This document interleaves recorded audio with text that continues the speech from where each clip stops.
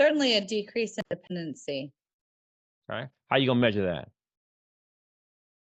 By their weekly in compulsive sexual behaviors, you are guided for a weekly check-in. You're about to hear a sex and relationships counselor talk through how she will measure client results as a part of her productized service. One of the first things you have to be precise about is who buys what you sell. We have a software tool that creates these reports for us. These reports give us structured insight so we can have the best conversations in order to make decisions quickly. You're about to hear what it sounds like to talk through the avatar report to ensure that you're focused on the right person before you go through the complete exercise of productizing a full service. Hey, Fran, is this your person?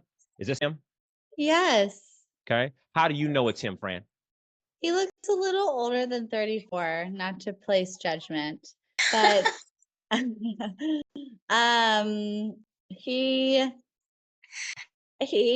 well, his age I relate to, education level, that's statistics, yes. The Lost in Temptation, I appreciate the storyline. Yeah, feels good. Okay, he's your guy. All right, cool. So it doesn't matter what so Fran is a sex counselor, right?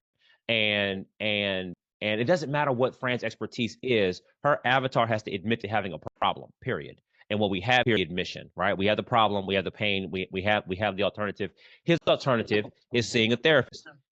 Is anything wrong with considering a therapist? No, there's nothing wrong with considering a therapist. But the therapist may not be at the right cost or be able to provide solutions for his problem.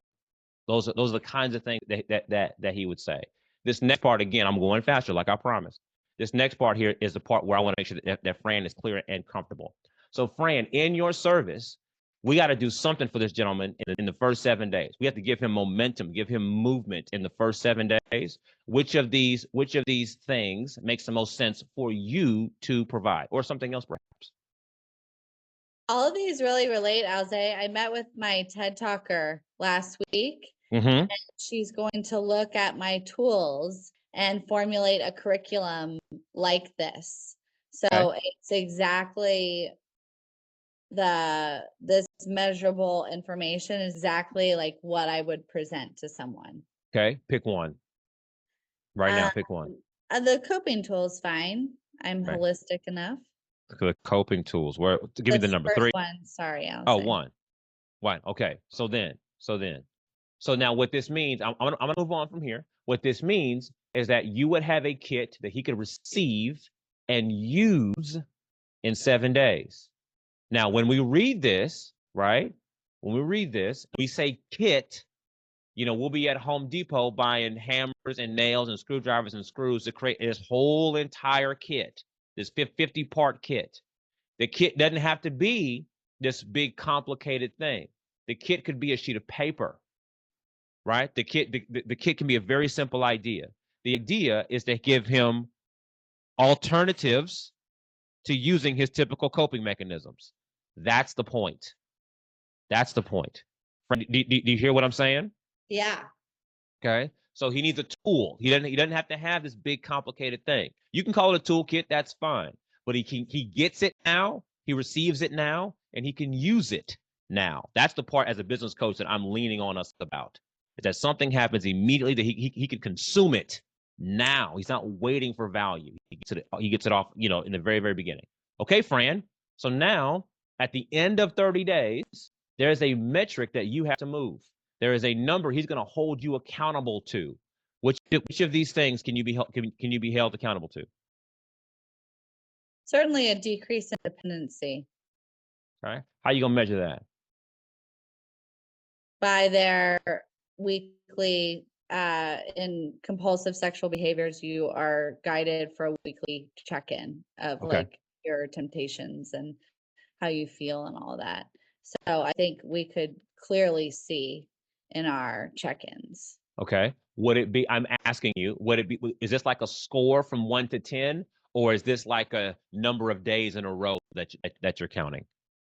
Yeah, it's more like how do you feel when you got that jolt of compulsivity did you go for it, or what'd you do instead? That kind of thing. Okay. So then we don't have to hash this out today. My point to you is that must be measurable. Yeah. So then it's how many days when you felt the compulsion, you felt it how many times? 10 times? What did you do out of those 10 times? Four out of 10 times you did the right thing. 6 out of 10 times you did the wrong thing. Whatever. We can do detail about that later. But I'm turning what you're describing into a number, into a metric. Yeah. And so where he was failing 8 out of 10 times in the beginning, at the end he failed 2 out of 10 times. Some version of that, right? And so you're going to put that number back in front of him. Remember how terrible you were at this, Mr. Thompson? You were terrible at this in the beginning. Look at you now, dude. You're amazing. You're wonderful. And you are setting him up for that by your willingness to be held accountable to a number. And I'm saying it that way on purpose. You as the consultant, you're willing to be held accountable to it because you're going to promise him this up front. You're going to make an aggressive promise, right? You're going to scare the both of you with this great promise. Fran, clear and comfortable? Any commentary from here? Clear and comfortable. Wonderful, wonderful. Stefan, I'm ready to call your name, sir. Stefan, are you ready? You could not be ready. I'm always ready. My man. Do you want to share your screen, Stefan? Do you have it